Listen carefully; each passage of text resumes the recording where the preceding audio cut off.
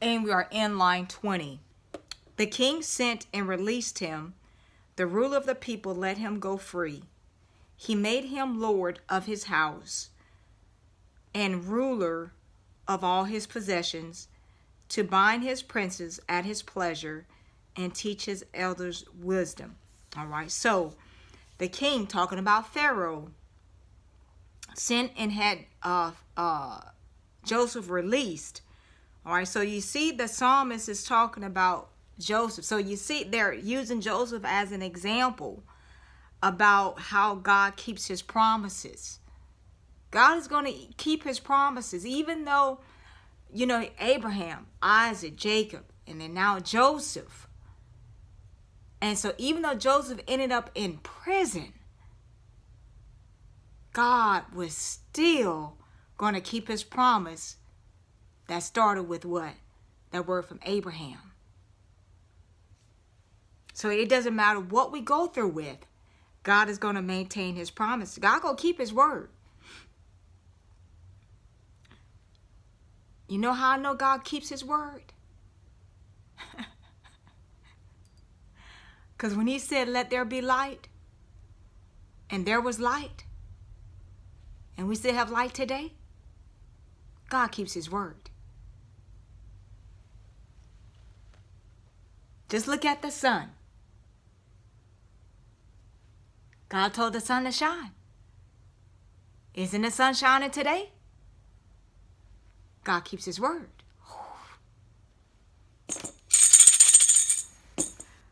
So the king sent and released him. The ruler of the people let him go free. He made him lord of his house. So made him the ruler of his house. He was the second command next to Pharaoh. And ruler of all his possessions. And he owned everything. Anything that Pharaoh had possession of, he had it. And 22, to bind his princes at his pleasure, or to bind the prisoners at his pleasure, and teach his elders wisdom. So Joseph was he had it all. And look at where he ended up. In a pit, in prison, and now he's in a palace. 23. Start on the next stanza, 3-line stanza. Israel also came into Egypt, and Jacob sojourned in the land of Ham. And he increased his people greatly, and made them stronger than their enemies. He turned their heart to hate his people, to deal craftily with his servants. So let's elaborate on 23. Israel also came into Egypt, and Jacob sojourned in the land of Ham. Now that sends us to Genesis 46:6.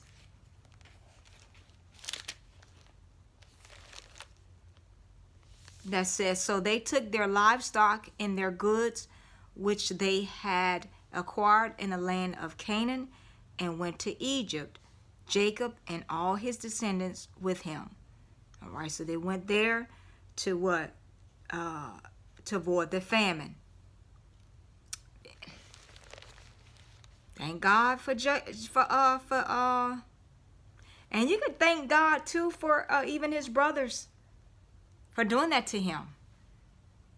Because his brother did that to him for a reason. So you could thank God for your enemies. Because they just setting you up. Even though that stumbling block they causing you, that's a stepping stone they creating for you.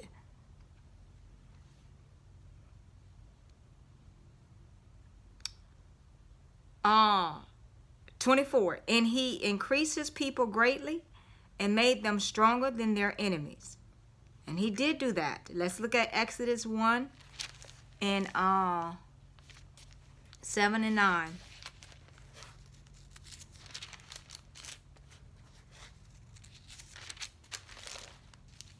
1:7 says, but the children of Israel were fruitful and increased abundantly, multiplied and grew exceedingly mighty, and the land was filled with them.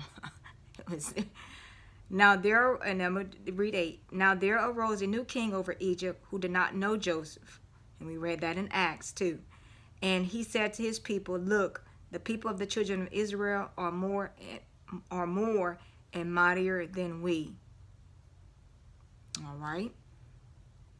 And then it says, come, let us deal wisely with them, lest they multiply, and it happen in the event of war, that they also join our enemies and fight against us, and so go up out of the land. And I don't think that the Israelites would have done that, but that's how, Pharaoh thought that that they would have, but all of that happened for a reason. And then so that's why, so it says, and he increases people greatly and made them stronger than their enemies. And so that's God. He did the increase. And then so it says, he turned their heart to hate his people. And so we just read that. So let's go ahead and pause here. We'll reread 25, and then we'll go back to Exodus 1.